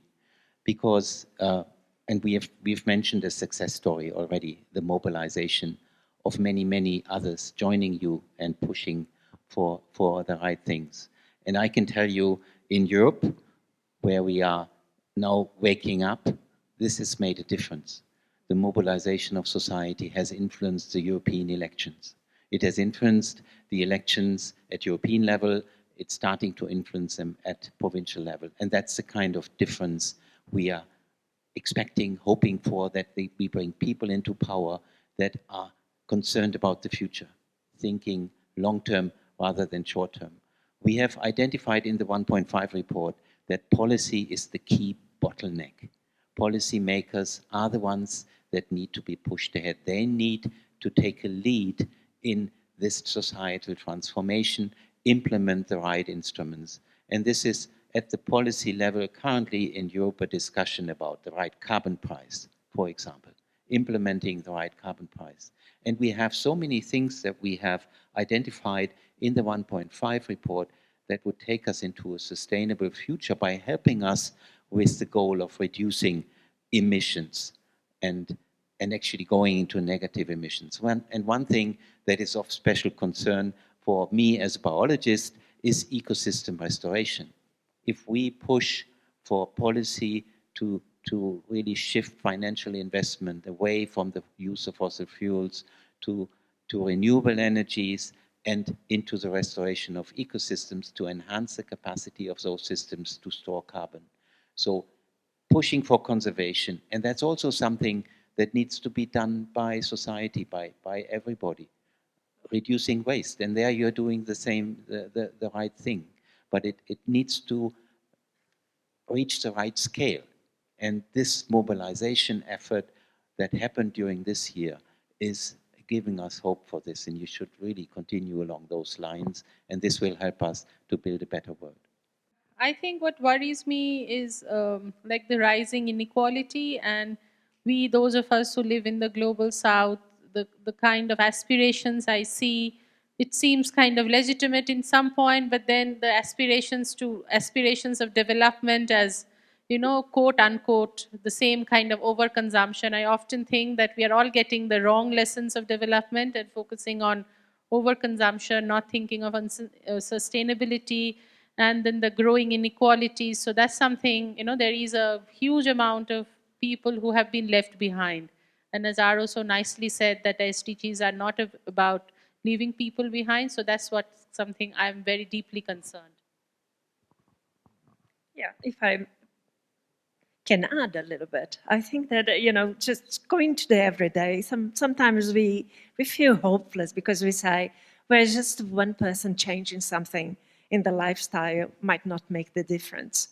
And I say little by little, one by one, you know, small actions. So every day, you know, I think that you said what we should worry, you know, when you wake up, you know, there is no hope. I always say there is hope because I am part of the solution. And I think everyone is part of the solution, no matter how little we think that we are contributing. And we don't really understand how it can influence the way other people, you know, do things. So just going to the supermarket, the example that was given, you know, with the plastic bags, just going with the, you know, the reusable bags. And sometimes, you know, even when you're in the queue of the supermarket, they say, do you want the plastic bag? And I say, no, thank you, I'm bringing my own bag because, you know, we need to have a sustainable world. Whoever is in the queue is listening to that. I'm not talking to them, but they are listening to what I'm saying, rejecting to have that. Also, you know, when the message that we have, in particular in the 1.5, that we should also be changing our habits in terms of diets, you know, going into low-intensive carbon diet. What does that mean? What do we put on the table? So what we are eating. So when we go to the supermarket, can we buy it differently? Can we buy it from organic? So I think, you know, these small actions might seem so small, but if we build this up, I think that it's changing us, that will help change, you know, many more people that we don't even know they reach. So I think that's something that I think every day. Thank you very much, Thelma. And in fact, if I were to summarize it from my perspective, just one word, what keeps me up at night? Disengagement. When we disengage from the issue, that worries me. But what gives me hope is conviction. And I think there's a lot of conviction here to continue to fight for what we think is important to defend.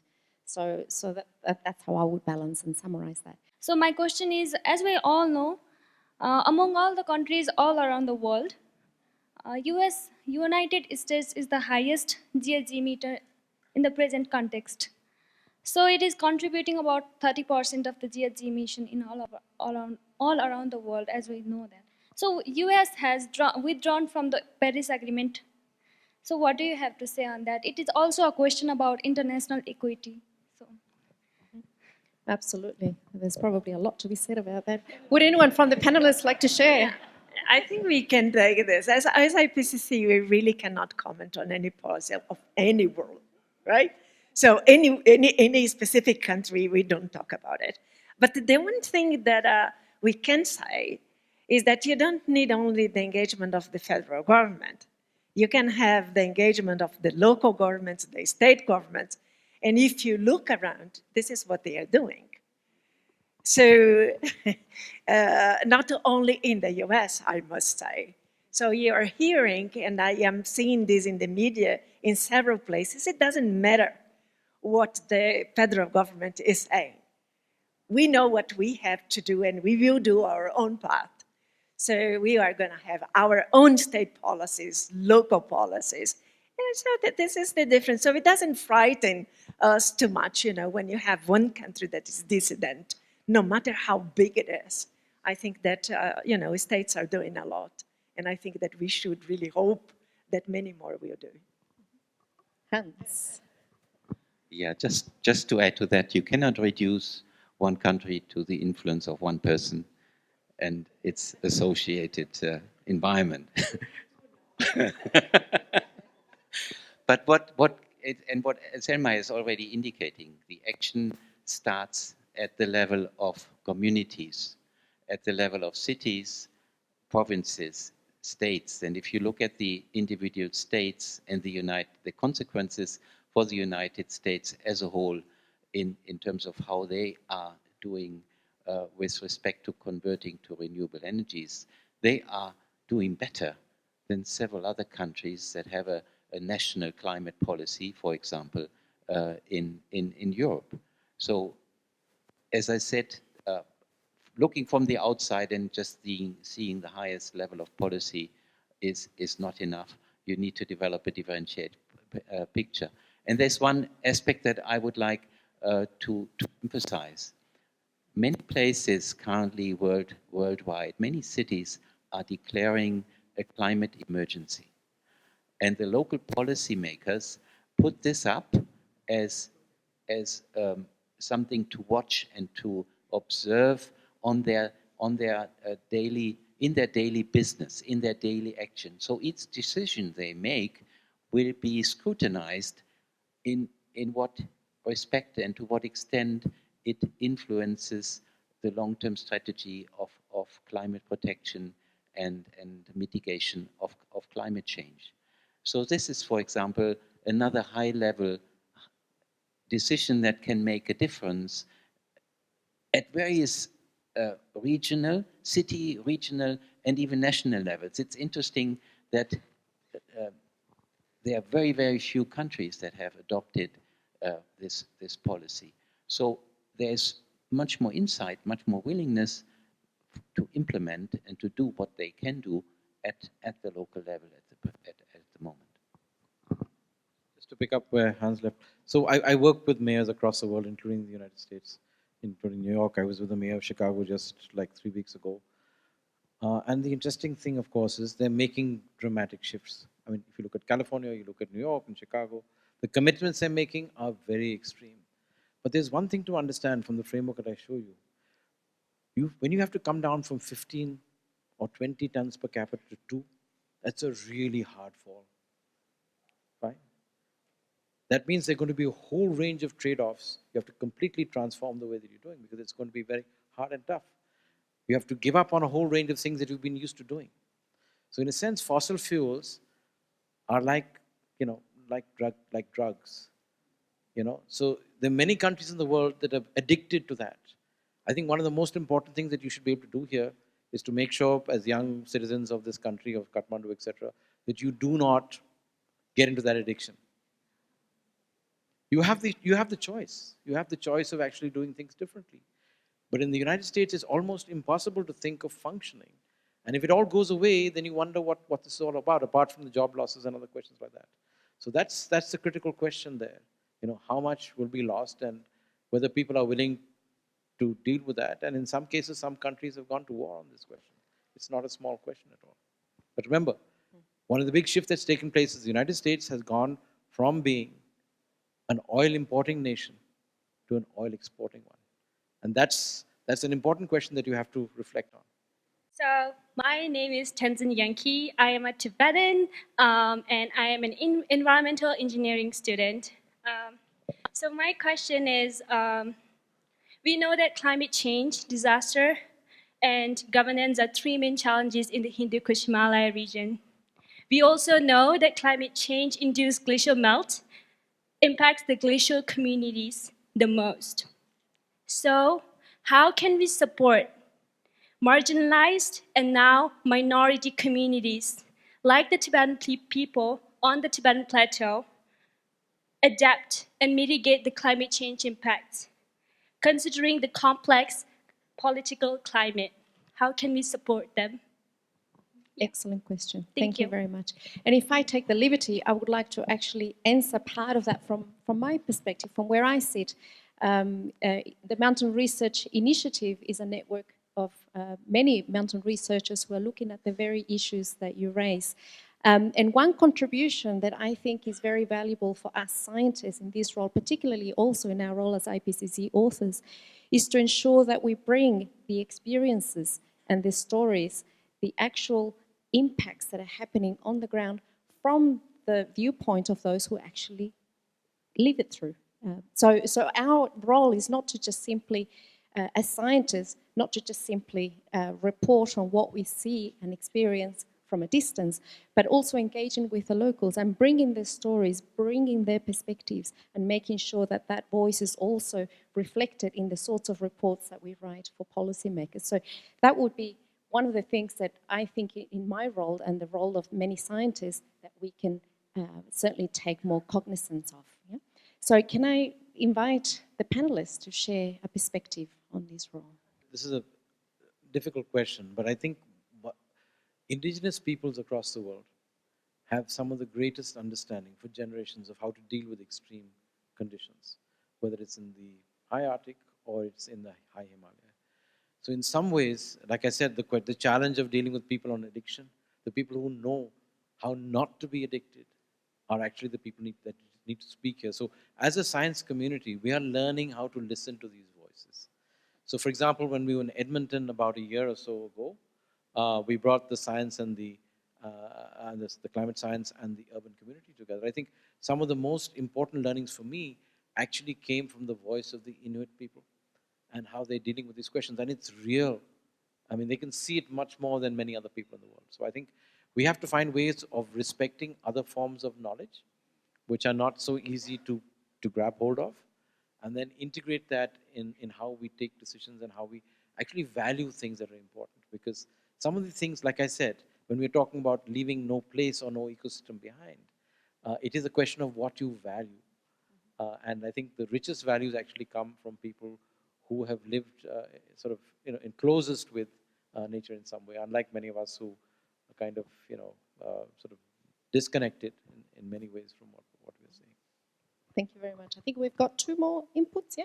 Can I add Yes, to please. this? Just to say the messaging and the knowledge about these most vulnerable communities is so important at the global level, because certainly action at the global level is again helping at the local level as well.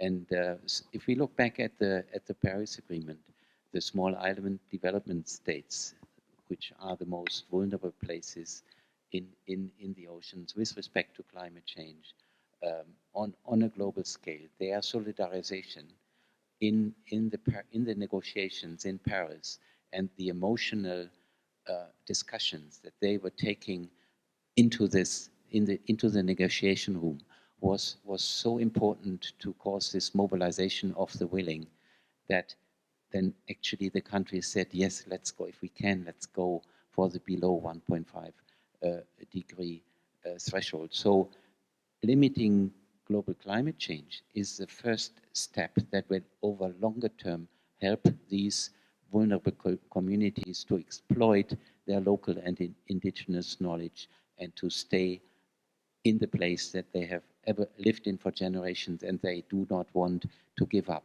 But we also have to be realistic that for some of these, it may already a little late. We will be losing with climate change. We will not only be losing the habitat of the coral reefs, we will also be losing human habitat because living conditions will become too difficult for those communities.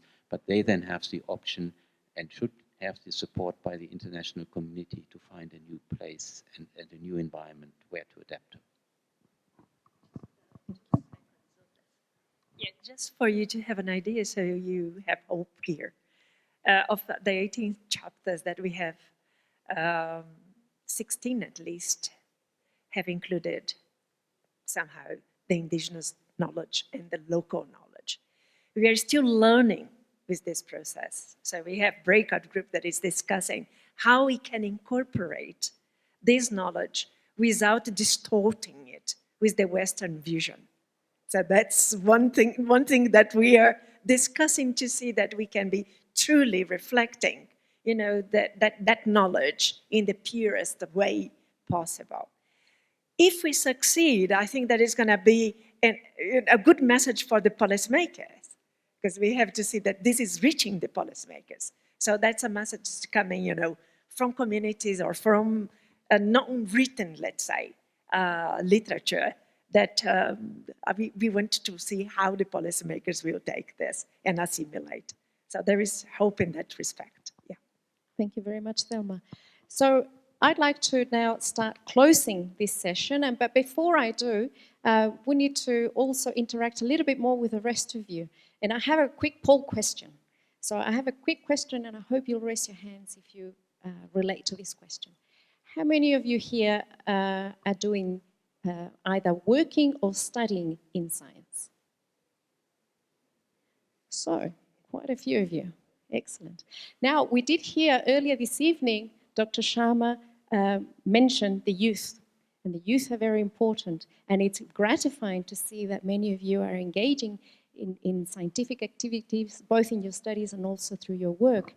And I would like to close this session by inviting all the panelists to say just one thing, 10-second advice on what would you recommend this up-and-coming generation of scientists who are potential IPCC authors of the future.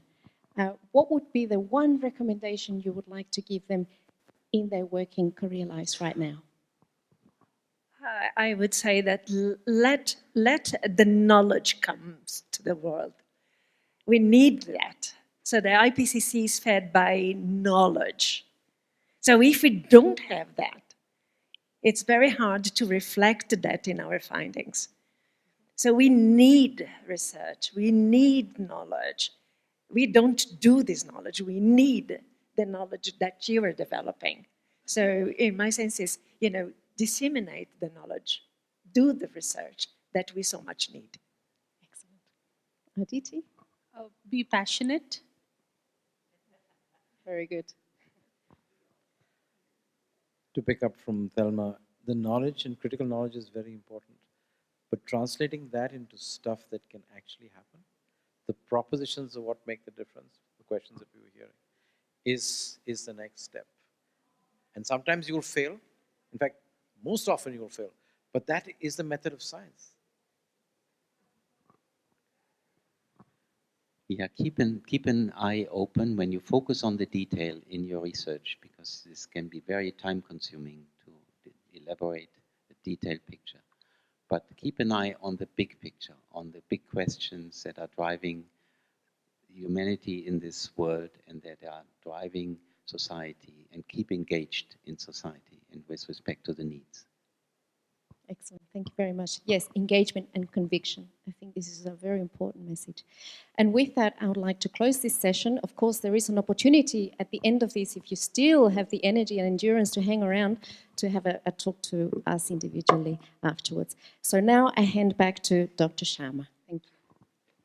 Thank you, Dr. Carolina, for a wonderful discussion session. Good motivation, maybe again I can say to many young people from the panel, from ICIMOD side and from the Secretariat of IPCC. I would like to thank all the panelists here. Wonderful evening. You have given more time than allocated. We have almost crossed 2 hours. And also to the audience here, I think your participation and the energy, staying longer and interaction, and many people had still questions which we couldn't take.